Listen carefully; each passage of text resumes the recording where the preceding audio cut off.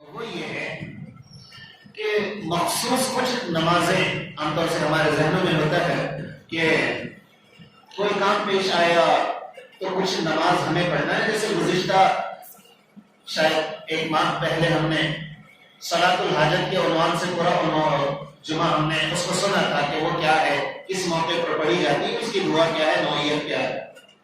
اسلام میں ایسے بہت ساری چیزیں ہیں. مثال کے طور پر کل سورج گرہن, اب لوگ پریشان ہیں کہ کیا کریں, سورج گرہن کے موقع پر کیا کرنا چاہیے. اب کوئی بول رہے عورت ہے بس لیٹے رہو, اٹھنا نہیں. کب تک لیٹنا؟ جب تک سورج گرہن نہیں ہوتا تب تک لیٹنا. معلوم کرے تو 6 گھنٹے سورج گرہن ہے. انہوں نماز بھی نہیں پڑھنا, بستر سے بھی نہیں اٹھنا. اگر ان کو نہیں معلوم ابھی سورج گرہن شروع ہو گیا, اچانک کوئی بھی آ کے بولے سو جاؤ, اور کھانے کا ٹائم ہے, نہیں سو جانا, 6 گھنٹے تک نہیں کھانا, سو کے رہنا. بڑوں کی نافرمانی کرے تو پھر کیا ہوتا؟ اولاد کی انگلیاں کٹے ہوئے پیدا ہوتے ہیں, زبان کیسے کی آتی, ہاتھ کیسے کی آتے, یہ سب افواہیں. جبکہ حدیث مبارکہ میں سورج گرہن اور چاند گرہن جو ہوتا ہے اس میں نمازیں سکھائی گئی, نمازیں خسوف اور کسوف.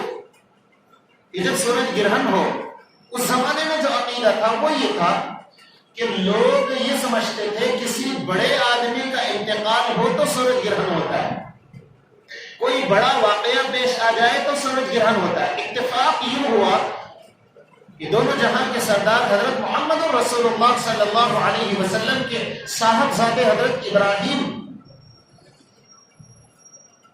رضی اللہ تعالی ان کا انتقال ہوا, اس دن سورج گرہن تھا. لوگوں نے کہا دیکھو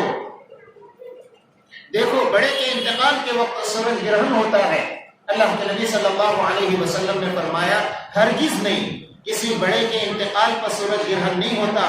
نہ یہ جو باتیں ہمارے درمیان پھیلی ہوئی ہے, پیاز کاٹے ادھر کاٹے, آٹومیٹک سسٹم وائرلیس, ادھر کاٹے ادھر کٹ, یہاں پیاز مرچی کاٹے ادھر بچے کے ہاتھ پیر کٹ ہو جاتے. پتہ نہیں کہاں سے یہ شروعات ہوئی اس کی, مجھے بھی اس کا علم نہیں ہے. بہرحال اس کا کوئی اسلام سے اس کا کوئی تعلق نہیں ہے. دوسری چیز, لیٹے رہو, یہ اسلام سے اس کا کوئی تعلق نہیں. کرنا کیا ہے, یہ تو نہیں کرنے والے کام تھے. کرنا یہ ہے کہ اللہ کے نبی صلی اللہ علیہ وسلم نے فرمایا کہ جب ایسا ہوتا تو فوراً اللہ کے نبی مسجد جاتے اور نماز پڑھتے. جب تک سورج گرہن ختم نہیں ہوتا تب تک آپ نماز میں مشغول رہتے. یہ کرنے والا کام.